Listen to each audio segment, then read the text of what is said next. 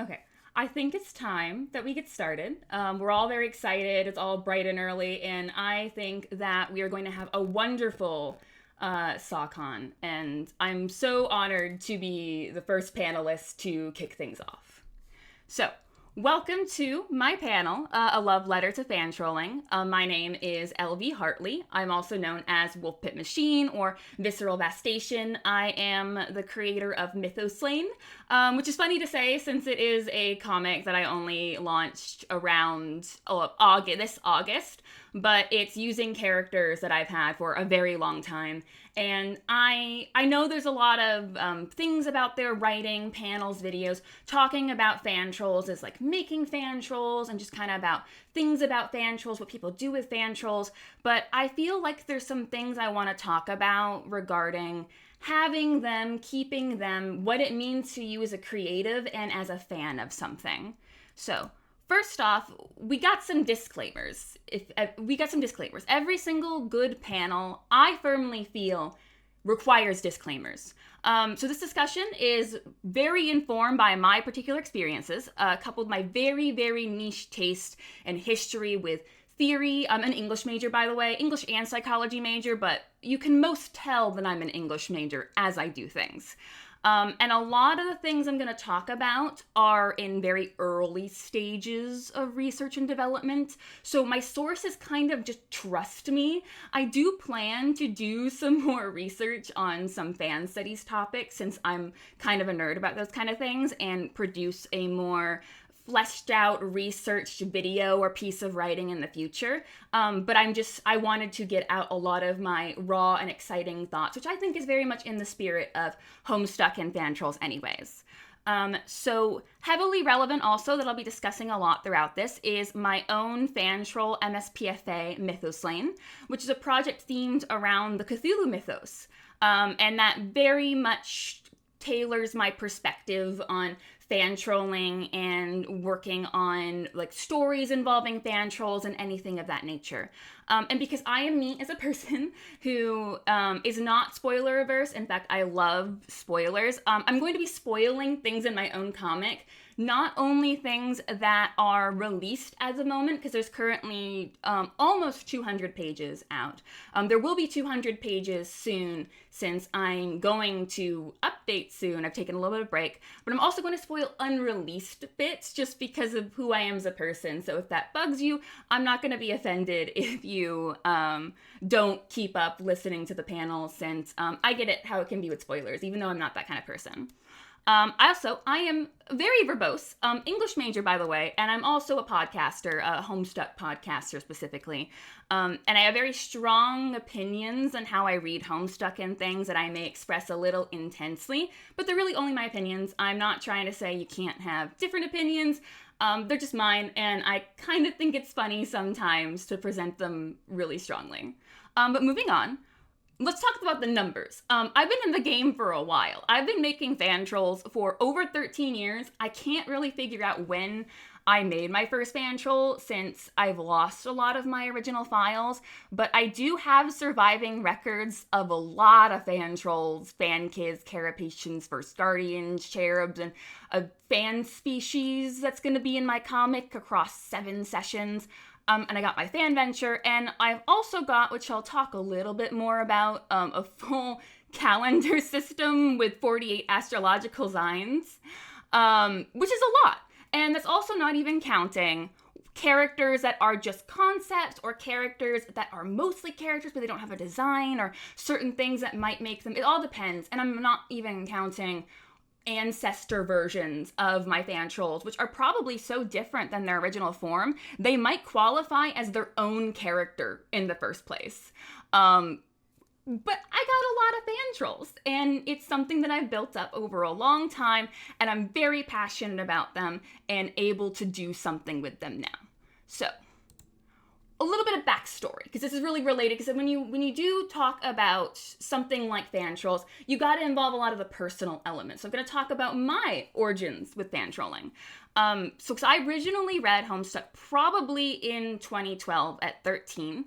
I don't know for certain, because all I can tell is when I go back into my oldest DeviantArt account, which is missing a lot of stuff I knew used to be on there but got deleted, and there's like huge gaps in time. It was very funny when having to research and write this panel. I was looking at my first DeviantArt account, and there was a huge gap in my journal entries where I had, the last journal was at the beginning of a summer where I was talking about my mother almost found the Yowie notebook. And then after that, I started posting about Homestuck. So I don't know what happened in that time frame in that summer when I started reading Homestuck in that time. I only do remember that I read Homestuck for the first time, trapped in a room and forced to read it, but the first act by my younger sister's friend. So that's my origin. And yeah, the Yowie to the Homestuck pipeline, it's probably happened to many of us, whether we realize it or not.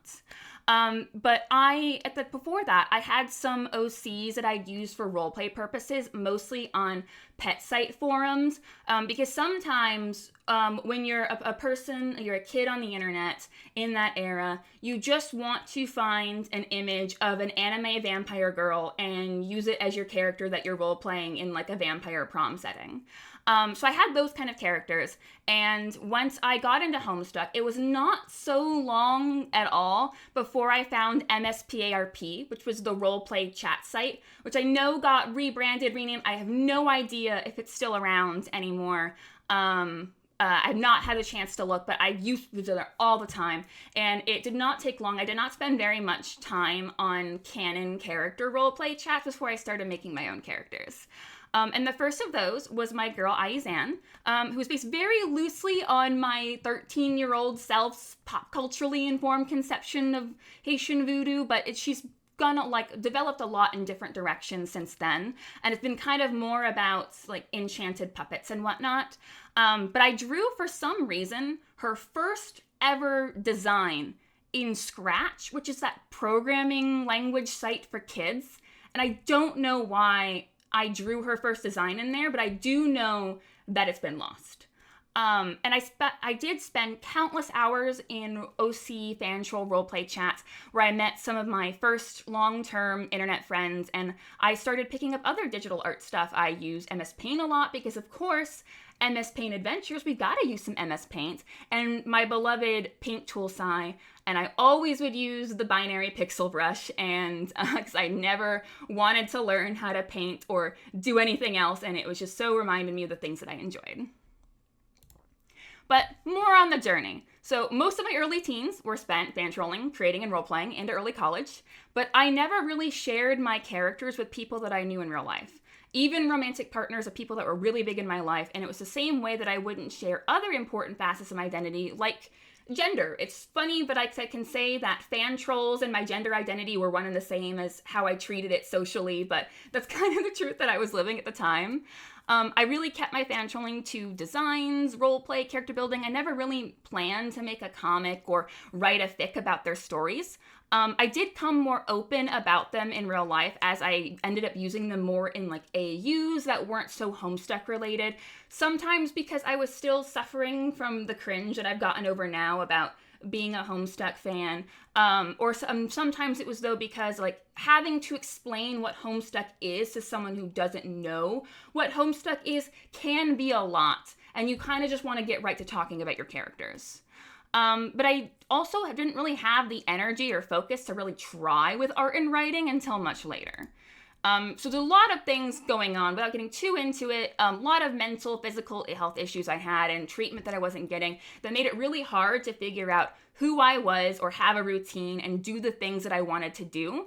But fantrolling and talking to my fantroll friends online was like the only lighthouse in the storm of the confusing life that I felt like I wasn't really there in. And I had all these attempts that I would do in great bursts to try to make characters and draw them and learn all these things that really kept me grounded. But I would ultimately just kind of go from one interest to the other when something just stopped feeling as good and I wasn't able to focus for some reason and I had to kind of move on. And I just didn't feel like I understood how things or why things would change. And it made it very difficult to commit to a project. But later on, after many real life lore events, I started a daily art journaling habit. And then I decided about 3 years ago that I wanted to seriously try with art. And I took courses, I did challenges, I did all kinds of mediums and experimented. But doing all these things didn't fix the problem of me being indecisive about the things that I wanted to do and what I wanted to specialize in.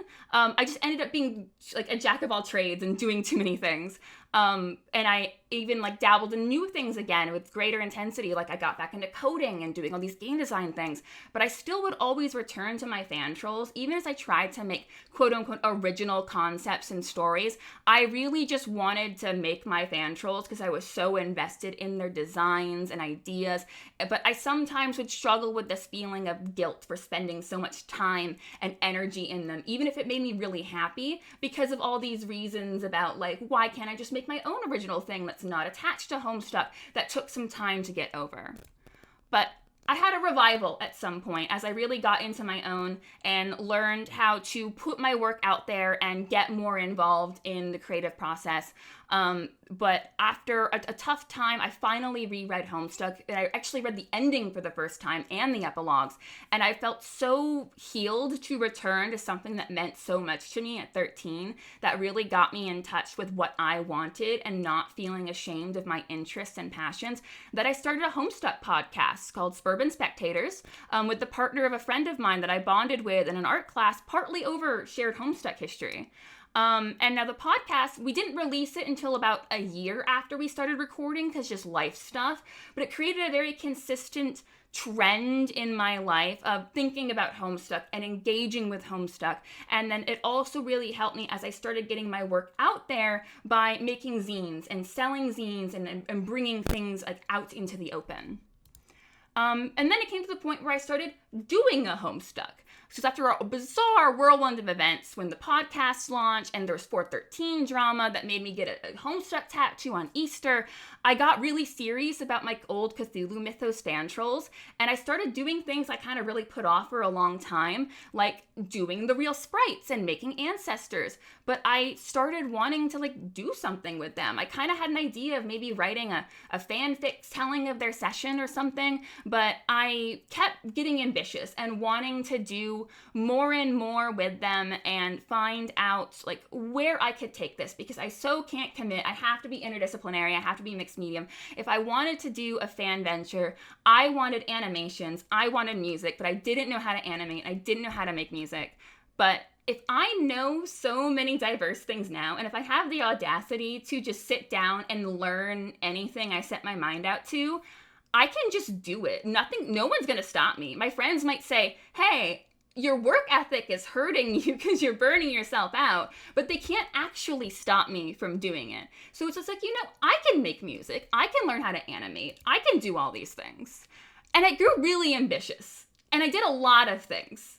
Many things, too many things, some might say, in the time frame, but it made me so happy. But at some point, I did start to ask, I started to wonder, why do so much for fan characters? Because there still was that nagging feeling about all these things that are associated, all this like sort of negative reaction sometimes people have when you talk about fan work, things you're invested in if they're not really into fandom spaces themselves. And there was a sabotaging refrain that I like felt so guilty over about spending time on fan trolling exploits instead of like doing something that was original or profitable. And like I didn't really even want a career as an artist, like support myself off of. I kind of more wanted it to be as a side thing, but it still bothered me sometimes.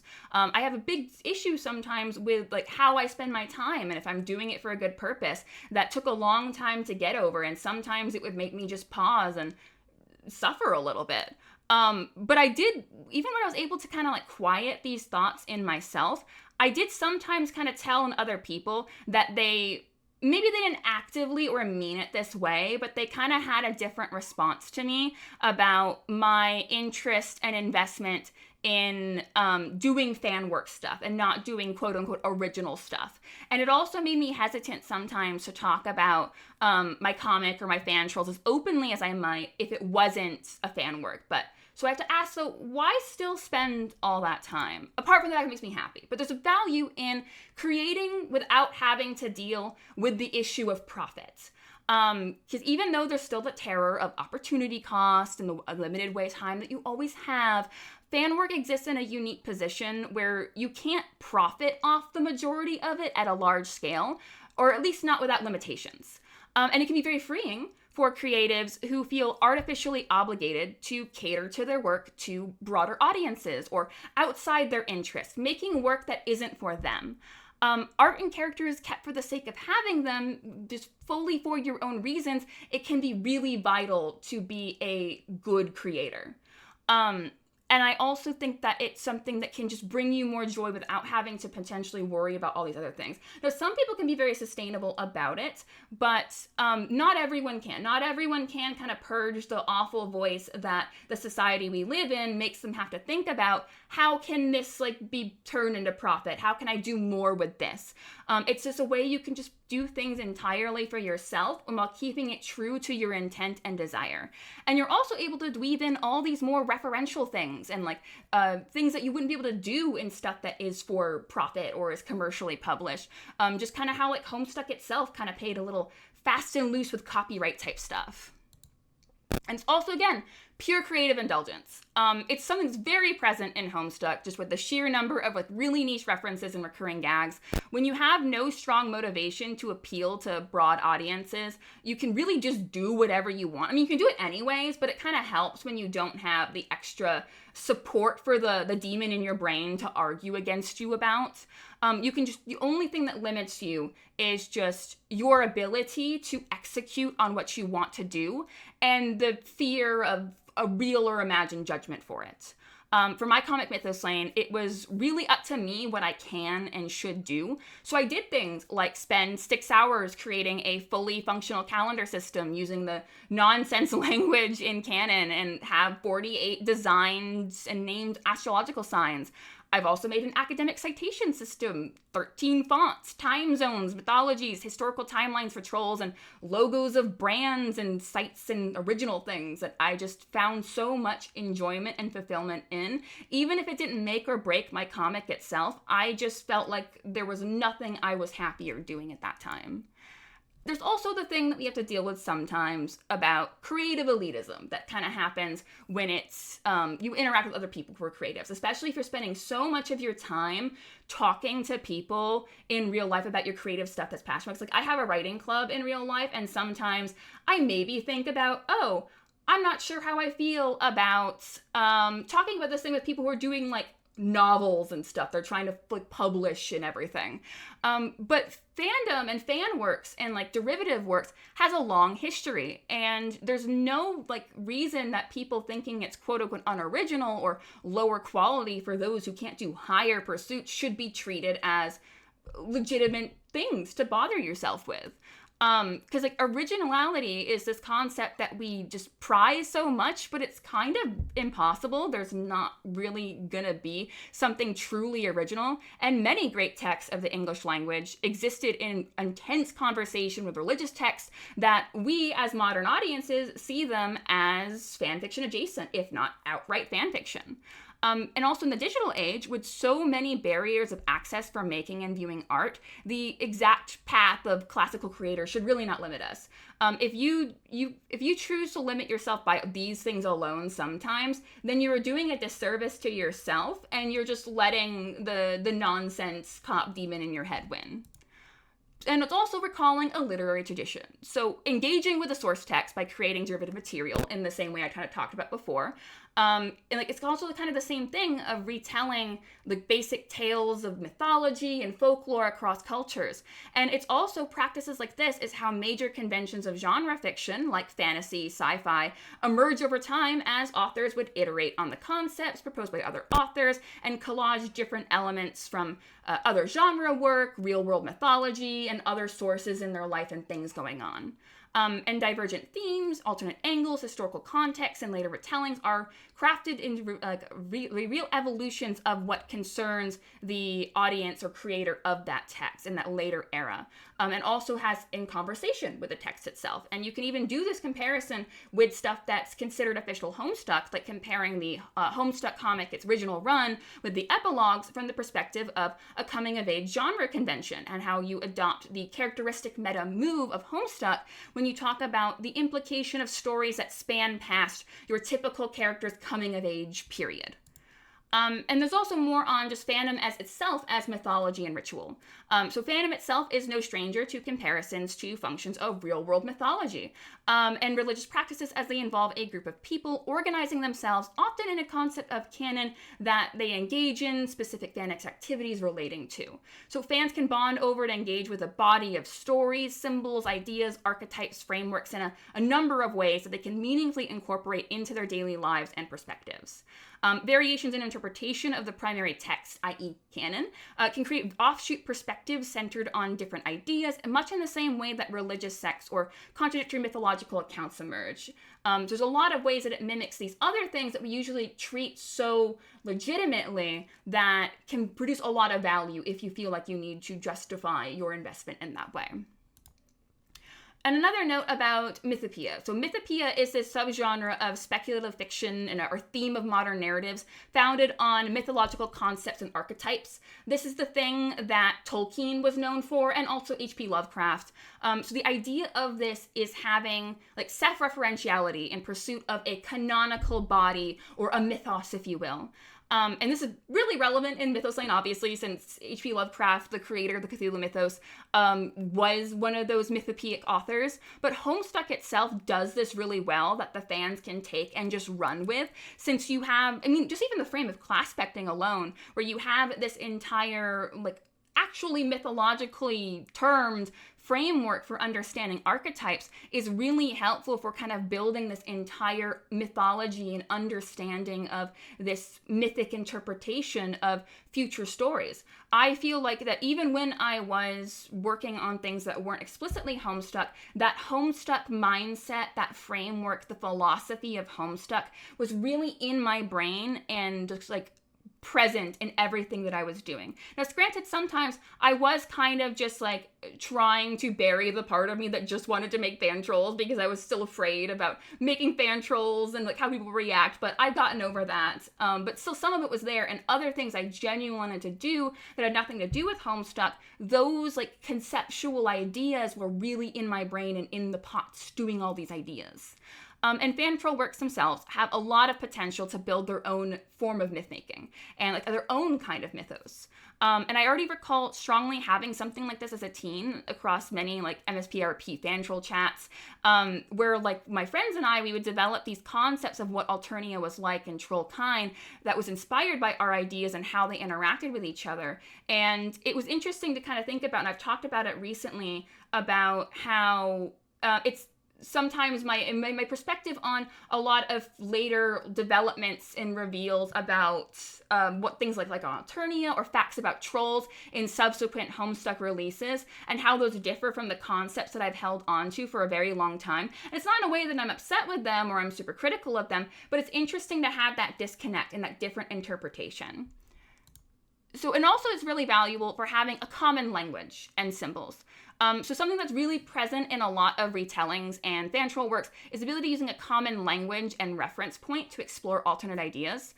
Derivative works really benefit from having a number of people with a sufficient knowledge of the source material that you can reference a spectrum of lore and other concepts without having to invest extra effort in world building from scratch to explore the meat of your story and themes. I've given talks on fan fiction in general before, and one thing that really makes something a fan fiction versus a source text, because a lot of people say that things are fanficky as an insult when they don't really use that how it could be used, because a fanfic work is a work that benefits from pre-existing attachment to a thing before surrounds it and gives context to it, so you don't have to do the legwork often of building people's attachments to either characters or world building elements or both. So it does a different thing and it satisfies different wants, but that's kind of a little bit off the track of where I'm going here. But it is really helpful to kind of have this baseline understanding of a story, an idea that you can build off from there without having to go the extra steps to lay the groundwork. And like figure out how it operates. And it also allows you very uniquely, because it's sometimes really hard when you're building a fantasy world or you're like doing all this world building stuff and you have to like have the issue of like, I really want to kind of do deconstructive type of things that aren't so connected with our actual real world, but you don't have a lot of options there since no one knows the world you're presenting. And it's hard to communicate that something that's happening in your story is supposed to be as subversive or deconstructive as you intend it to be. So there's a lot more things that you can do when you're working off of a pre-established universe like you are with Fantrolls that you would have a harder time doing in other work and other continuity that isn't as focused and streamlined. And you can also just have like really complex, like advanced stories right out the gates. That's one thing I still don't know if my comic is going to be at all comprehensible to someone with no background knowledge of Homestuck. I did write like a primer on the Homestuck lore that's on my website. And I plan to like turn the podcast, like reading summaries into a video that my friends who do not going to read Homestuck can watch so they can read my comic. But I do, like, because of how much groundwork Homestuck did setting up major things, it is really helpful to be able to hit the ground running so I don't have to make characters that are gonna sit and, like, exposit about what trolls are like and what Alternia is like and all those things, so I can really be more economical at pacing. But that's not something that I'm ever gonna be able to know. I have had Homestuck in my brain for over 13 years. I'm never gonna know what it's like to not be a Homestuck at this point. It's in me. Like, I can't remove it. You also get the sci-fi element that's like really helpful in any kind of sci-fi story where you have this alien species that you can engage with stuff about humanity. I mean, if you want to engage with things about humanity and make critique and commentary, you have trolls that are different from humans in these very prominent and compelling ways that you can use to comment on humans. And you have, especially with things like how trolls, and I've had a hard time with this as I've been developing mythology for my setting, about how a lot of like mythological pantheons and like idea bases you have, like one's focused on fertility and the family, you're not going to really have that in any way similar to like in Homestuck and like for the Alternian trolls, since they don't really have those concepts. And thinking about how to adjust those things, and I've even found this when I've had friends ask me to write the movie titles for like movies they enjoy. So far it's been mostly Jane Austen adaptations, and like thinking about how all these stories have these fundamental structures to them, social structures that trolls just don't have in any like easily translated way. And you also get just conversations with the canon text itself.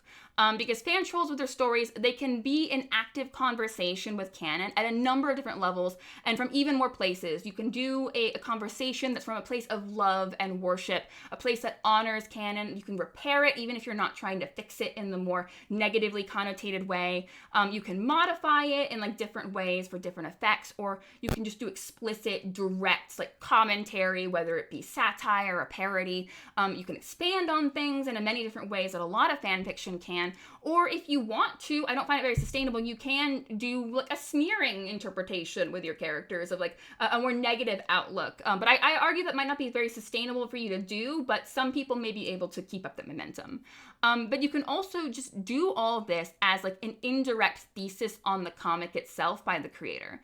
And as I was working on Mythoslane, my original like intent was to just flesh out the trolls that I had made nearly 8 years ago, that I now actually had the skills where I could really do that. I could draw them properly. I knew what hands looked like. I knew what the body and anatomy. I still don't know how to draw feet.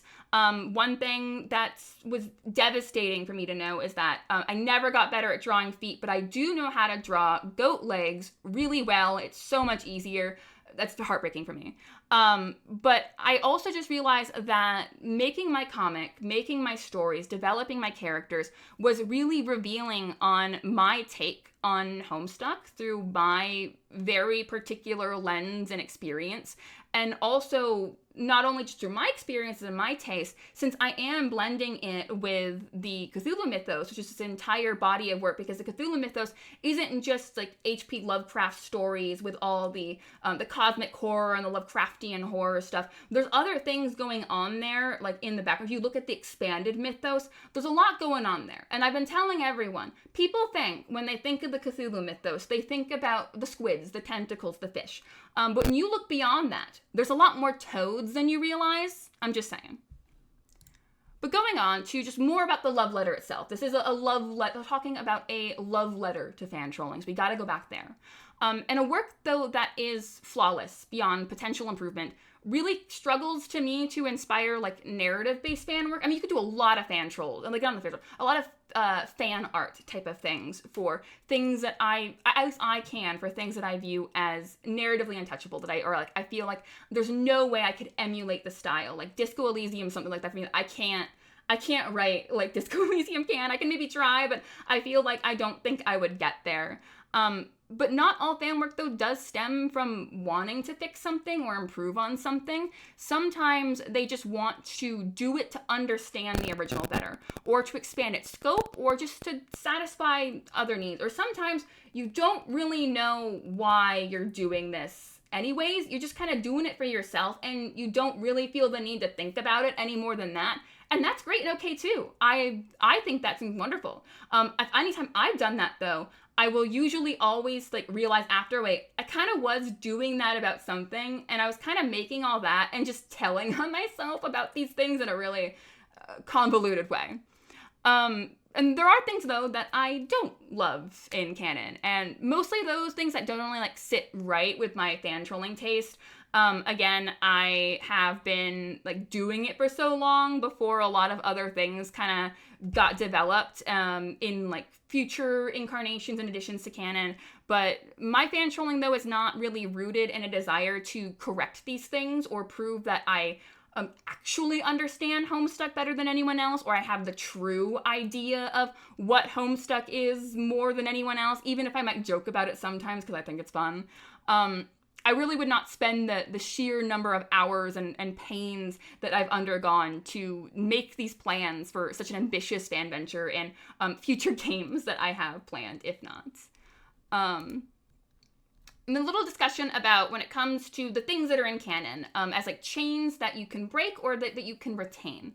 When you make fan work that diverges from canon, you always have to kind of ask at the onset, whether you realize it or not, where it's going to differ. And what will be the same, what you're going to recast a bit differently, what you're going to modify, or what you might remove entirely.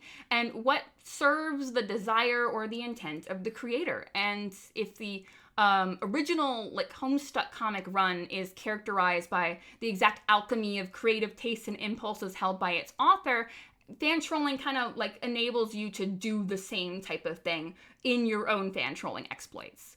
But not all like chains or chosen limits are bad things, since limitation really breeds creativity. And it's a quality of fan trolls, like having all these particular things to decide within a comfortable range of variance, that really kept me invested for so long. You saw little like snippets of my spreadsheets, just having so many different fields that you can just fill out and like color code and organize. And for every time you make a fan troll, you got to decide their troll tag, you got to decide their fetch modus, or you got to decide everything about their class spec. Just so many different things you can decide, and like ways that you can like interestingly comment, like diverge from stuff that's in like official material or stuff that you've done before, I think is really interesting and really fun. And you also just have so many interesting parts of the cosmology and world building that is like painted in really broad, abstract like strokes, but you can not only interpret really broadly, but you can also fill in those gaps. And in addition to that, you can also, if you start making something in the Homestuck style and understand why those choices were being made and what it serves in the story, you can figure out what your equivalent's going to be based on the themes and the basis of your particular like idea that you're going off of. For Mythos Lane, my genre does like differ a lot since I'm doing more of a horror tragedy mode. It's still going to be a comedy. It's still got comedy, of course. I feel that some of the best horror and tragedies involve comedy in a way that really services the horror tragedy. But I find with all these journeys I go of symbolic exploration, I kind of end up in similar places in the comic, like completely without realizing it, because it's just kind of the similar influences and the things that really lend itself well to what's going on there. An example of this is that I created something that I just call evil chess, that I've had a little bit of pictures of in this earlier in the panel, where I don't remember exactly where it emerged, but it kind of emerged independent of the fact that there is chess themes in the actual Homestuck, because somehow I completely forgot the Carapacians were chess, and then there's the whole cherubs playing chess, and I just came up with my own evil chess, just think about, yes, evil chess, we all know and are excited about evil chess, just kind of on its own. So it all comes back to Homestuck. It's the adage you see everywhere. Eventually in history, people just kind of go back and they reinvent Homestuck again. You can't resist it. And another thing that I think is important is just daring to seriously care. So one thing that like comes up, and maybe it's just a problem to me only, is that troll world building can be really comedic, that you can get really bogged down by this like undertone of almost mockery sometimes for taking it more seriously than just being like a bit archetype of internet people. And even though I'm a known hater of improv, if you try to yes and me, I might attack you. I do love to take the like undeveloped side bit of something, like the troll calendar system that caused me a lot of pain with the terms it was used, and just take it to an extreme that I think really services something just really fun and enjoyable. As long as you don't call it improv and make me mad, I do love taking a bit and running with it, like rat lore that I can't talk about right now. And it also really works great for the Mythos Lane like tragedy and horror thing, where again the comedic elements really emphasize just this horror of existence itself being absurd, and sometimes how like developing meaning, like finding meaning in a life that might be innately meaningless is not. Sometimes it's futile, but also it is a little bit funny in itself. It's kind of funny to just kind of do these things for no reason and just kind of like make something of it. But I think that sometimes realizing the absurdity of it is really freeing. And I think having a work like Homestuck to draw on and like use the framework of for that thing is really beneficial in servicing that theme. And also without like dressing up the serious attention as like a statement on killing cringe or casting light on the comedic horrors of human life. There's really no crime though in caring and devoting so much energy to something you find really fulfilling. I take trolls seriously and I consider their nature endlessly fascinating. So I want to explore that in many different incarnations. And in Mythos Lane, their own like canon concept of trolls though is far from my like singular thought on all trolls or ideal trolls. It's just a version that I find really fascinating for the take on the Cthulhu mythos that I'm working off of, and deconstructing also in the background, but I'm not trying to do that too much. But there's also nothing that's really important to me that's in the story, a never-ending coming-of-age type of thing. Because the original Homestuck is, foremost, it's a coming-of-age story, and a coming-age creation story of the digital age. And it captures this intersection of identity formation and interpersonal dynamics that I really ever rarely see. And it has this huge emphasis on like failure, especially in relationships, and missed potential and being haunted by that potential. These strange, exceptional tragedies that are hard to just even like think about and keep in your head, and just dealing with all these grief feelings that are so hard to accept, even in quote-unquote normal circumstances. And I love how post-canon content really like iterates on this idea in this like way that I find really inspiring about what if it doesn't end. Since when narrative characters, they have the benefit, sometimes it's a bad thing, but most characters kind of have the benefit of their story kind of having an ending, and us as readers, we get to delight in the fantasy of closure, which we don't really have in real life. In the ways that we do have in real life, it's so nebulous and gray and often really sad and tragic that it has a lot of like untapped or rarely tapped potential there in stories. And I've also had this thing with my Fantrolls where I would kind of test run personality traits and interest in my characters without even realizing it. I would, like, when I get back into Fantrolls too, I was at a really major, like, crossroad in early adulthood trying to figure out who I am, what I want to focus on, and I sometimes really felt haunted by those past selves that I really clung to at some point and really just understood myself by, but were no longer who I was, because at some point, and I don't know where, I just wasn't that person anymore.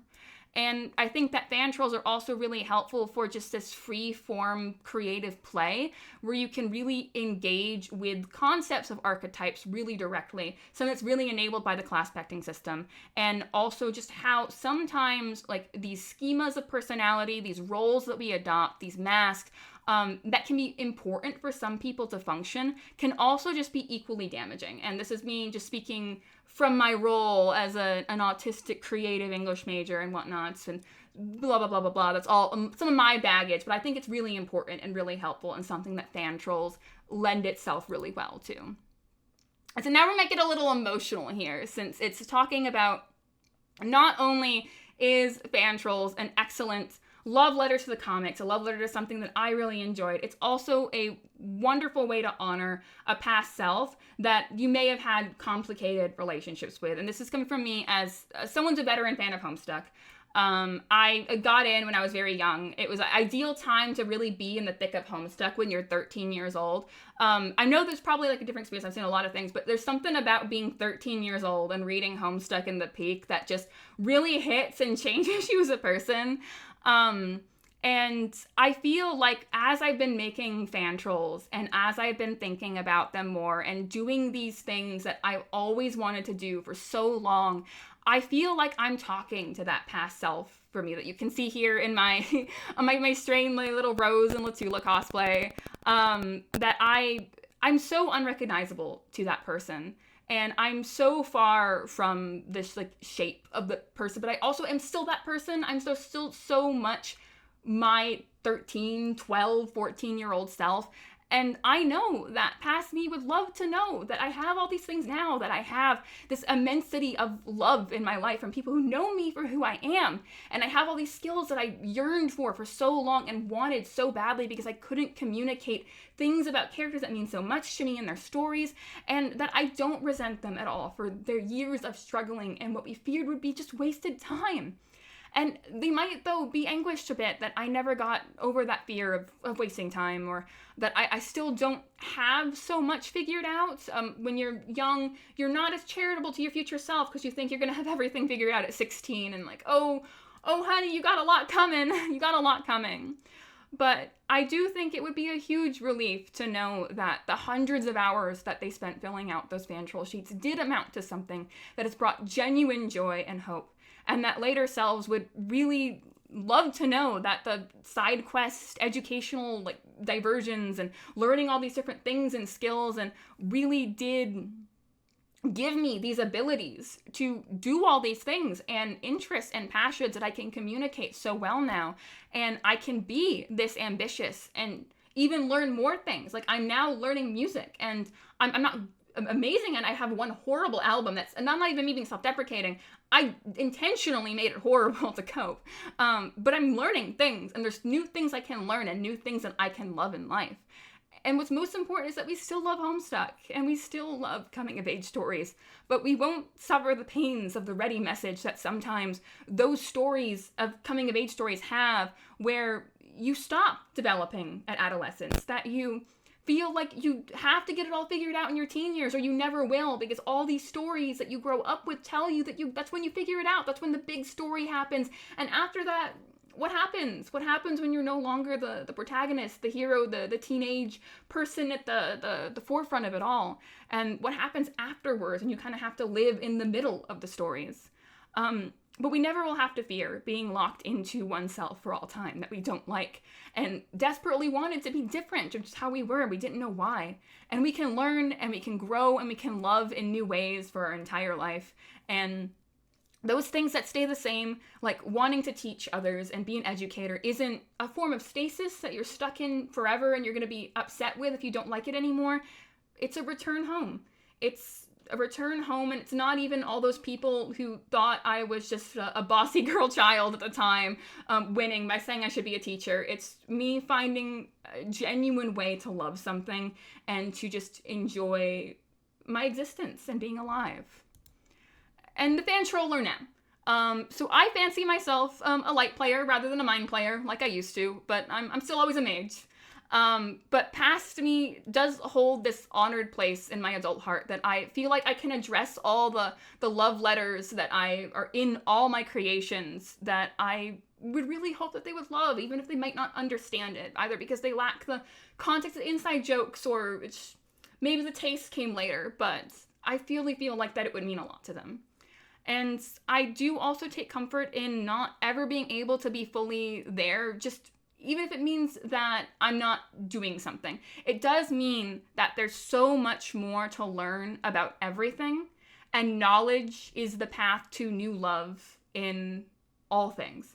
I realized that when becoming an artist, a thing that kept me going is learning how to draw, learning how to create images and representations of things truly makes you aware of things in a way you've never been before, and that's just a way to love things, and just it all kind of comes back to just a most beautiful and fulfilling version of love. And now I've kind of taken that to a new height of doing the unthinkable and launching my fan venture, which is I produced a remarkable near 200 pages of released content totaling like 50,000 words, and there's 2 like sound pages, and just 2 months after a handful of planning months, though have been taking a couple weeks right now to recover and establish a sustainable workflow and plan what's happening next. But I am going to be posting the next Mythos Lane update in no time at all. And it just proves that this year that I just produced more creative work than I have at any other point in my life, while remaining really true to myself and my wishes. And it really matters to me because even though if I look back and if I'm going to be mean to myself, I can think about all those times in my life that I wasn't making art, that I wasn't writing, that I wasn't doing all these things, but I was doing something. I was letting it brew. I was letting it develop. I was living my life. I was getting these experiences and becoming the person that I am now so I can make my fantrolls now. And just like talking about like obligatory future backstory. Because I've been doing a bit lately about how making my own Homestuck, making Mythos Lane, is the only way I can figure out certain things about myself. And it's not that this is like a non-serious practice for something more legitimate, but it's more that this is like a really critical exercise and expression that will be vital to figure out who I am and who I want to be. I don't like intentionally put parts of myself into my characters. The circumstances that they're in and the narrative themes that they grapple with, much of which kind of surrounds identity and memory, are things I've agonized over for a very long time. And not only do I accidentally slip into major thematic beats that have like reshaped the comic ahead, it's also caused like great personal change for me that's made me a genuinely better person, or at least understand myself a lot better. For example, just a passing Discord comment by a friend about like vague aspect connections in canon got me thinking about the only 2 of the pairs that were mentioned in that conversation that I didn't have like an actual like dynamic going on, the Heart and Void in my comic. And it made me realize that these characters, they don't get along, but they also kind of happen to be the only 2 like caliginously black rom aromantic trolls. And that realization that they're those characters that have that orientation, and they're also some of the 2 that struggle the most with concepts of identity and external memories that aren't their own, and other stuff that I take way too long to get into. And also thinking about how I've been in this weird like social or soup of my own identity, thinking about, am I aromantic? Am I asexual? I'm probably a lesbian, but what's going on there? Orientation questions, very confusing. Not as simple as gender for me. And this is all these aspects of social performance and memory and identity issues, again, always there. It really got me thinking to the point that there's just, I kind of like have a whole visual novel that's been like built off that idea. It's got other things going on too, but like it's gonna be a whole thing. And it's all thanks to just kind of thoughts going down burning on the down low in my brain that was sparked by just a Discord like group chat conversation. And you also just get all this indulgent questioning when you are like more indulgence again in creating. When you make something as indulgent as Fantrolls, you decide to share them openly in a narrative form with any audience that may decide to spend their time on it. There's this shameless freedom if you allow yourself to embrace it at all and earnestly express yourself in the process. For a fan venture that no one's paying you for, you can do absolutely anything to any extent you desire, and no one can truly criticize the quality of it in a way that actually matters to you, since you're giving something out for free, and they chose to read it in its entirety. And the only thing that you were obligated to do, you don't have to adhere to any standards of storytelling or character, if you just do the requisite respect of content warnings and not, so everyone can have an educated choice if they want to read your story or understand your characters. You can do anything, and they don't really have a place to mock you for that, because you did a beautiful, wonderful thing of making something and being authentic and earnest with your creative desires and impulses. And my project, it's extremely ambitious and a lovingly clumsy, deconstructive collage, worshipping act of a text, and all these other things that I've loved in my life and run through all my very niche narrative tastes and for experimental, tragic, mechanical things, all this stuff. It's I can't describe it any other way than a grotesque exhibit of the contents of my gut and mind and all the things that I've ever loved in my entire life. Like a kid showing you their favorite toys while constantly asking the question of, maybe I'm aromantic or something, but in a troll way. Actually, I'm not going to unpack that now. We're going to unpack that later after thousands of pages of a comic. And an epilogue. We come to the end of this panel, but I will make it clear that in Mythoslaying, and true endings are a bizarre and tragic impossibility.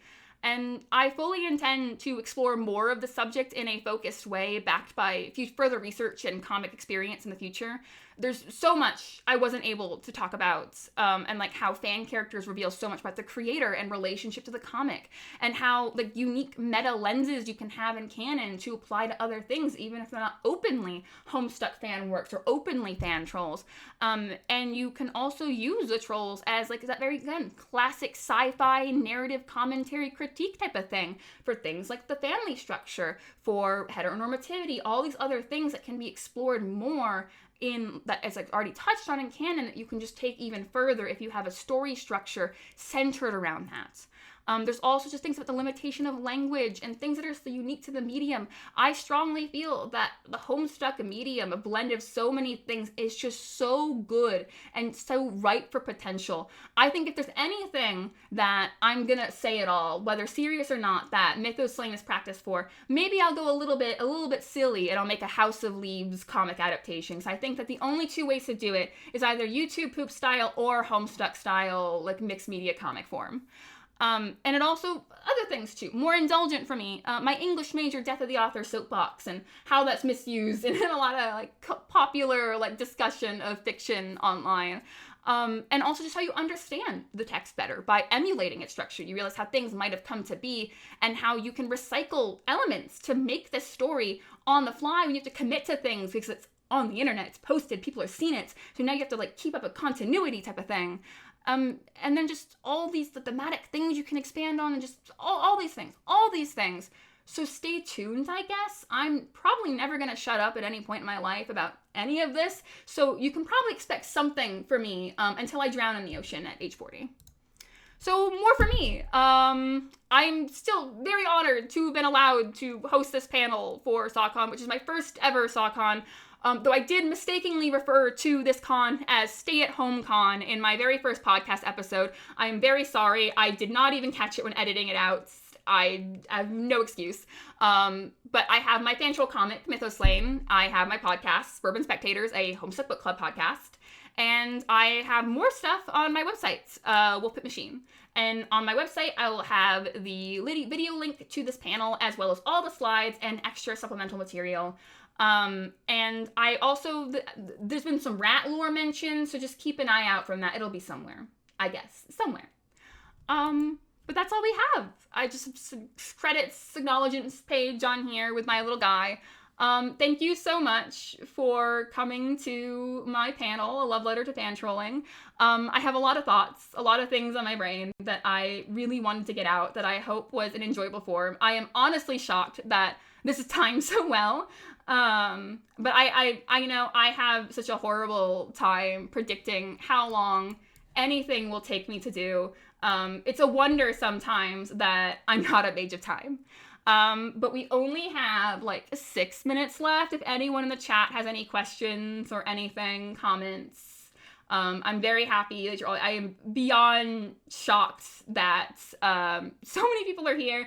It looks like, I'm guessing that's like 240, and I've seen around that amount this whole time, and I've only ever streamed to audience of 2 people, and I've probably in real life cons, I've had like maybe like 30 people. So I'm honored that you would spend your time listening to my con.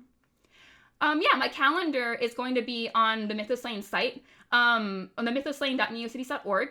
There is a bonus tab that has a lot of other fun goodies, and there will be a link to the calendar system that explains all of the calendar terms, as well as how I've divided everything from the dating system to all the stuff. Who is my favorite character in Homestuck? That's a really tough one, since I really, like, more and more, I think about Vriska all the time. But Rose has always been my long-term favorite, and I can never betray that word. I'm a light player person. I love light players. Let's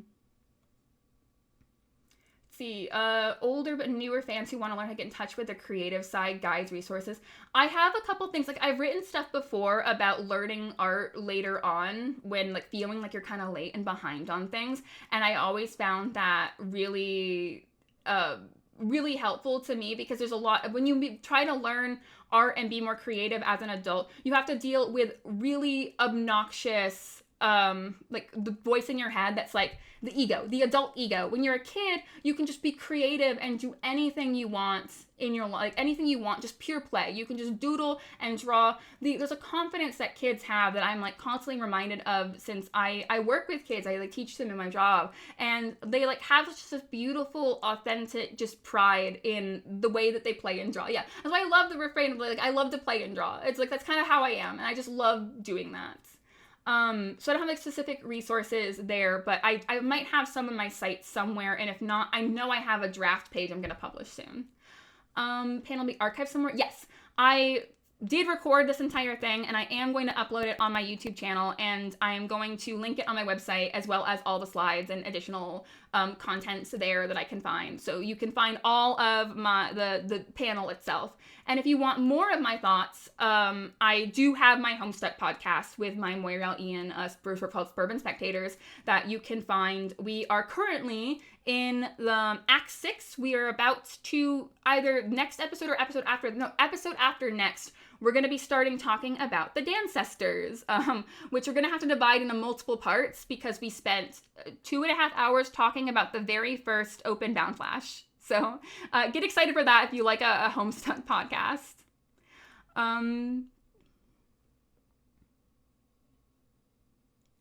Yeah, I'm so honored. I'm so glad that everyone showed up and was so. I hopefully had a lovely time. And this, I'm again beyond words about how just all of this, and being able to do this and talk about something that means so much to me, especially knowing how long that I spent being a bit more shy about my love of Homestuck. So yeah, I think that even ahead of time, I think I'm going to call it there. Again, thank you so much. I would love to stay and long and chat, but I'm very glad I'm on time, since I do actually have to go table at a market today. So it's going to be a truly busy day for me, but it's going to feel like a real con. I'm so happy. I love like doing panels for cons. It's a new thing that I'm very much enjoying. And I hope to do more like talks and discussions of Homestuck like this, even if not in panel form in the future. Okay. I hope everyone has an absolutely wonderful SAHCon, even though it is the final SAHCon, and that we really make it count. Because even though it might be the last SAHCon, it's not the last of Homestuck. It might not even be the last of the Homestuck events. I think that as a wonderful creative fan community, we can truly make something happen. Thank you so much for joining, and read my comic if you want.